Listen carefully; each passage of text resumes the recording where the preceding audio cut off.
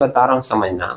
एक क्लास में हम पढ़ा रहे थे और इस तरीके से बोले कि इसका ऑप्शन होगा ऑल ऑफ दिस, क्योंकि तीनों उसका फीचर होता है। समझे?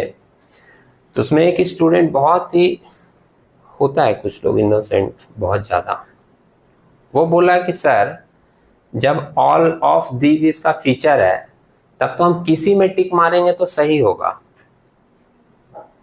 बात समझ रहे हो? मतलब वो बोल ये रहा है कि हम ए नंबर में भी अगर टिक आउट किए तो मेरा सही होना चाहिए, बी में भी टिक आउट किए तो सही होना चाहिए, सी में भी टिक आउट किए तो सही होना चाहिए, क्योंकि जब ऑप्शन ऑल ऑफ दीज है तो किसी में टिक करेंगे तो सही होगा। मैं क्या बोल रहा हूं आप समझ रहे हो? और उसका क्वेश्चन क्या था ये समझे?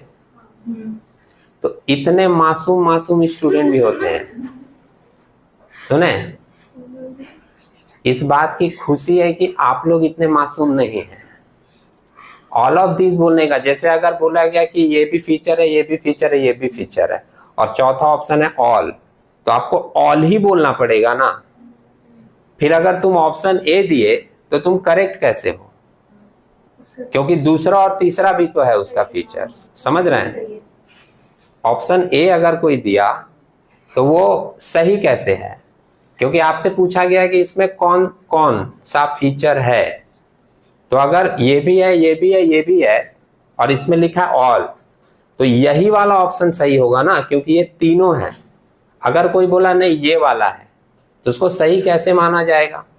क्योंकि अगर वो इसके नाम लेता है तो बाकी दो क्या गुनाह किया है वो पूछेगा नहीं कि हम लोग भी तो हैं, हमने क्या गुनाह किया, तुम मेरा नाम क्यों नहीं ले रहे हो? पूछेगा या नहीं?